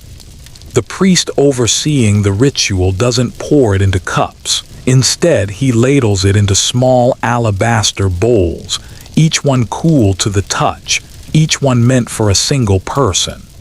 When you drink, the taste is bitter at first, almost metallic, before a slow sweetness spreads over your tongue. The warmth travels down your throat into your chest, then further still, as if it's unlocking rooms inside you that you didn't know existed. The chant grows louder. The flicker of the torches seems to stretch, bending in strange shapes against the carved walls. Some close their eyes, swaying in place. Others stare at the painted gods above, convinced they are blinking back. Time melts. The border between the body and the spirit thins. In that moment, the high isn't just chemical, it's wrapped in belief, in centuries of ritual, in the shared certainty that what you're feeling is the touch of the divine. And when it ends, no one speaks of it outside these walls. Not because it's shameful, but because it's too precious. A secret meant to be lived, not told. Night on the Nile was a different kind of intoxication. The day's heat had lifted, replaced by a slow, velvet breeze carrying the scent of river reeds and distant cooking fires. Lanterns floated on the water in long, shimmering lines, their reflections dancing like stars trapped beneath the surface. Whole families gathered along the banks, but somewhere among them, there were the chosen few, those preparing for a night that blurred the line between festival and ritual. Priests and attendants guided small boats out into the current, their hulls painted with lotus blossoms and protective eyes. At the center of each vessel sat sealed jars, not wine for toasting, but potent brews steeped with blue lotus, honey, dates, and spices carried from far-off trade routes. The jars were opened only once the boat reached the heart of the river, far from the listening ears of the city. There, under the glow of the moon, the ritual began. Music rose first, the deep thrum of frame drums, the sharp clatter of sistrums, the haunting wail of reed flutes. The sound carried over the water, folding into the steady lap of waves against the hull. Bowls were passed around. The liquid was thick, sweet, and heady, clinging to the lips and tongue like molten gold. Soon the music worked its way into the body. Shoulders loosened, laughter spilled into the night, and the air filled with the rustle of beaded garments as dancers swayed in the narrow space of the boat. Some closed their eyes, letting the river rock them into visions. Others sang to the moon, voices trembling between devotion and abandon. And in that floating circle of light and shadow, you felt untethered from the world. The river was no longer just a river. It was a road, carrying you towards something unseen, something vast. When the boats finally returned to shore, the air of the city felt sharper, smaller. You stepped back onto land with the quiet certainty that you'd left part of yourself out there on the water. Inside the high walls of a noble's estate, far from the market noise and the eyes of commoners, the real secrets of pleasure and power unfolded. These weren't the grand public feasts with jugglers and musicians. This was invitation only, a gathering where every guest was handpicked for loyalty, influence, or dangerous charm. The host's courtyard shimmered under oil lamps, their flames trapped in cut glass lanterns that threw jeweled patterns across the marble floors. Servants moved like shadows, carrying trays of goblets carved from alabaster and inlaid with gold. The drinks inside were unlike anything served in the streets. Honeyed wine was only the base. Into it went blue lotus petals crushed to a fine paste, cinnamon bark from the Levant, and resinous drops of myrrh. The aroma was intoxicating before you even tasted it, thick with promise. The first sip was warmth. The second was heat. By the third, the edges of the world had softened, as if the walls themselves leaned closer to listen. Conversation blurred into murmurs. Laughter came easier, hands lingered longer on an arm, a shoulder. And always, somewhere in the shadows, the host was watching, not for romance, but for opportunity. Because these nights weren't just about indulgence. Deals were struck here, whispered under the cover of music and perfumed smoke. Rivals found common ground, alliances were sealed, and sometimes enemies left as friends or at least as co-conspirators. The intoxicants loosened more than tongues. They unlatched the gates around ambition and desire. And yet there was always a danger in the mix. Drink too deep, and you might say something that could be used against you. Refuse a cup, and you might offend someone you couldn't afford to. Every gesture mattered. Every sip was a move in a game that could shift your fortunes for years to come. Deep inside certain temples, far from the grand processional halls and the gaze of ordinary worshippers, there were chambers the priests called fang huang, rooms of fragrance. You didn't just walk into one. You were led almost ceremonially past curtains of heavy linen dyed in ochre and indigo. The air changed before you even crossed the threshold. It was thick, almost liquid, with layers of scent that tangled together, cedar smoke curling in slow ribbons, crushed juniper berries releasing their sharp sweetness, resin from frankincense melting into pools that hissed and popped over charcoal.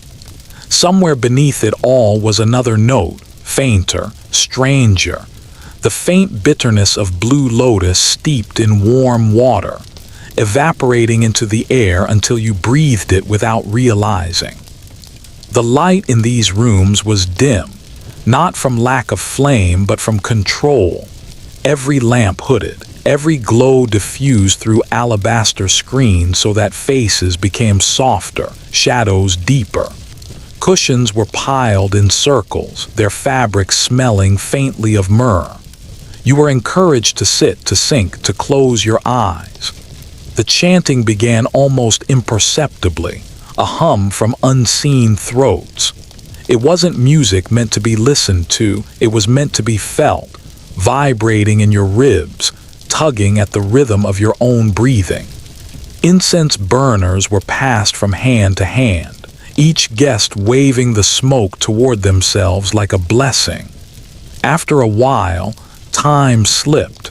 You couldn't tell if the scent was making you drowsy or awake. You swore you could hear water trickling somewhere, even if there was no fountain. Shapes in the carved walls seemed to move when you blinked. The priests called this opening the inner gate, and they meant it literally, the moment when the mind loosened its grip and let something larger drift in.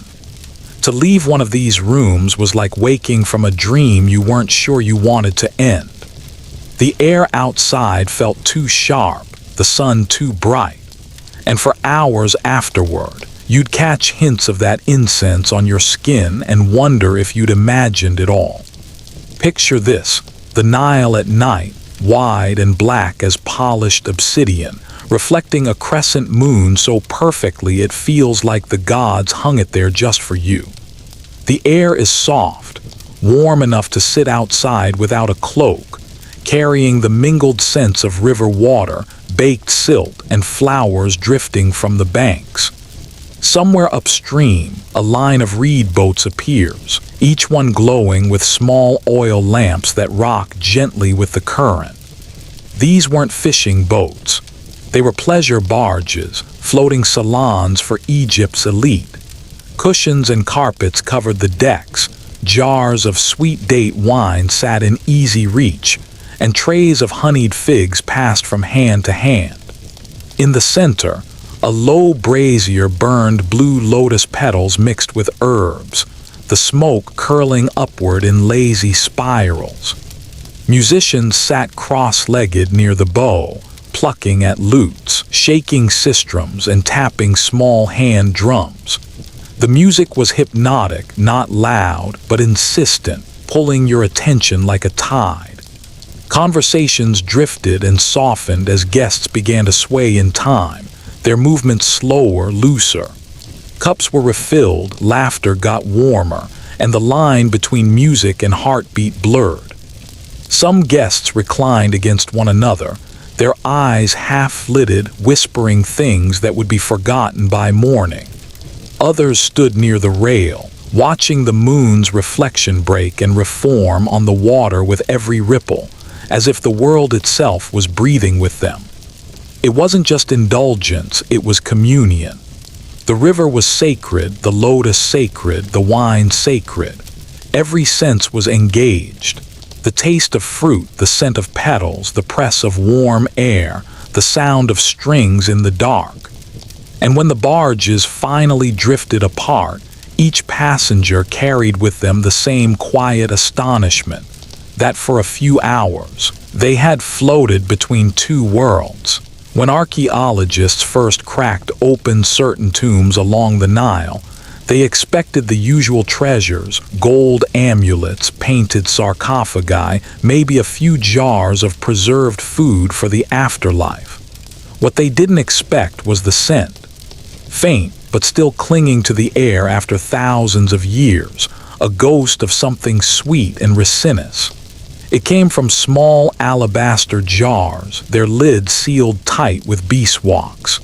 Inside, dark, crumbly residue, the remains of incense blends that, when burned, would have filled a chamber with thick, intoxicating smoke. Analysis showed traces of blue lotus, myrrh, cinnamon, and something rarer, psychoactive plant compounds not native to Egypt. That meant these weren't everyday perfumes. They were imports, costly and exotic, brought from far-off lands specifically for ritual use. Some jars still had dried petals pressed at the bottom, as if the last priest to prepare them had simply set them down mid-ceremony. Others contained compact cakes of resin that, when mixed with wine, could release compounds strong enough to alter perception. And here they were, buried alongside nobles and priests, of the same substances they believed would help the soul navigate the dangerous journey to the afterlife.